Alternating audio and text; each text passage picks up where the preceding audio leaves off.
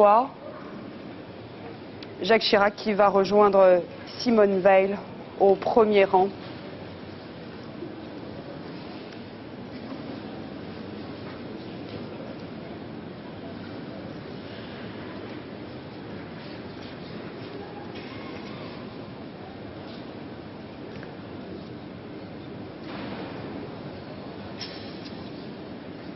La cérémonie va débuter par un discours de Simone Veil, qui, on l'a dit, a été un moteur et l'initiatrice de cette cérémonie, de cet hommage national. La fondation, voilà, Simone Veil qui salue Agnès Varda, dont vous découvrez une de ses œuvres, ses photos de Juste rassemblées comme un parterre au centre de la nef. Photos de Juste. Certains comportent des noms, d'autres sont anonymes, comme ces sans doute milliers de Français qui sont encore ignorés, mais qui ont aidé d'une façon ou d'une autre, dans cette culture du secret, par un geste, par une parole, à sauver des Juifs.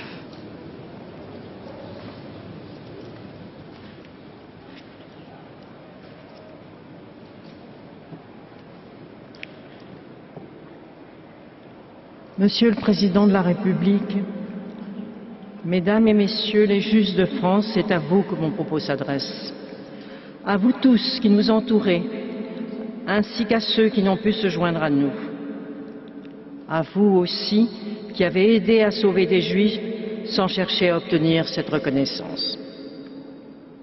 Au nom de la Fondation pour la mémoire de la Shoah, au nom de tous ceux qui vous doivent la vie, je viens ce soir vers vous pour vous exprimer notre respect, notre affection, notre gratitude. On ne saura jamais exactement combien vous êtes. Certains sont morts sans juger utile de se prévaloir de ce qu'ils avaient fait. D'autres ont cru être oubliés de ceux qu'ils avaient sauvés. D'autres, enfin, ont même refusé d'être honorés, considérant qu'ils n'avaient fait que leur devoir de Français, de chrétiens, de citoyens, d'hommes et de femmes envers ceux qui étaient pourchassés pour le seul crime d'être nés juifs. Certains Français se plaisent à flétrir le passé de notre pays. Je n'ai jamais été de cela. J'ai toujours dit, et je le répète ce soir solennellement, qu'il y a eu la France de Vichy, responsable de la déportation de 76 000 Juifs, dont 11 000 enfants, mais qu'il y a eu aussi tous les hommes, toutes les femmes, grâce auxquels les 3/4 des Juifs de notre pays ont échappé à la traque. Ailleurs, aux Pays-Bas, en Grèce, 80% des Juifs ont été arrêtés et exterminés dans les camps. Dans aucun pays occupé par les nazis, à l'exception du Danemark, il n'y a eu un élan de solidarité comparable à ce qui s'est passé chez nous.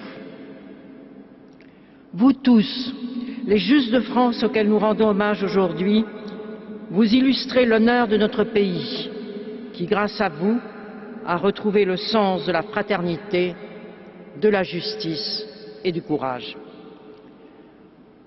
Voilà plus de 60 ans. Vous n'avez pas hésité à mettre en péril la sécurité de vos proches, à risquer la prison et même la déportation.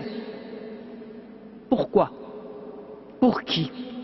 Pour des hommes, des femmes et des enfants qui, le plus souvent, vous ne connaissiez même pas, qui ne vous étaient rien, seulement des hommes, des femmes et des enfants en danger.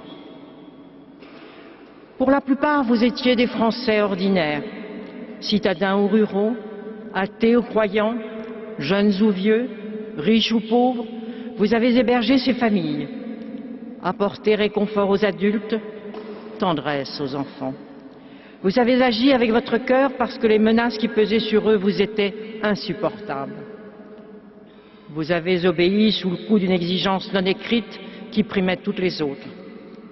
Vous n'avez pas cherché les honneurs et vous n'en êtes que plus digne.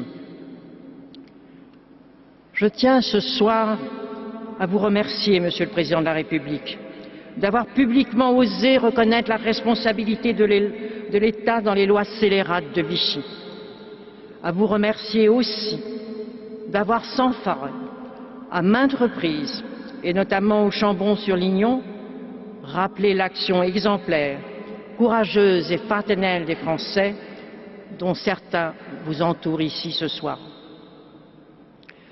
Face au nazisme qui a cherché à rayer le peuple juif de l'histoire des hommes et à effacer toute trace des crimes perpétrés, face à ceux qui, aujourd'hui encore, nient les faits, la France s'honore, aujourd'hui, de graver de manière indélébile dans la pierre de son histoire nationale cette page de lumière dans la nuit de la Shoah.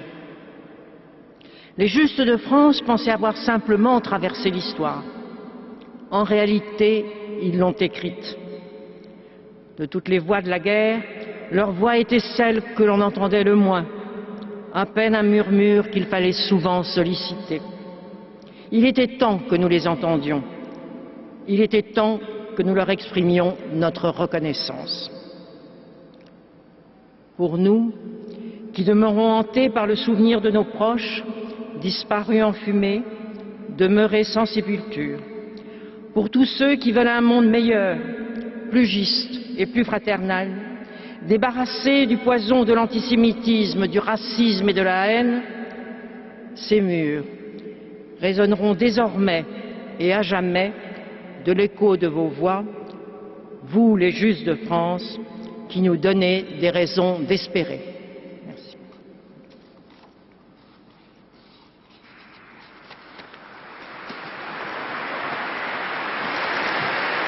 Voilà, c'était l'hommage très personnel de Simone Veil aux Justes de France. Reconnaissance, affection, gratitude, des mots qu'elle a prononcés à plusieurs reprises. Place maintenant à la création d'Agnès Varda. Elle a été chargée de réaliser une fiction sur les actions de ces Justes de France.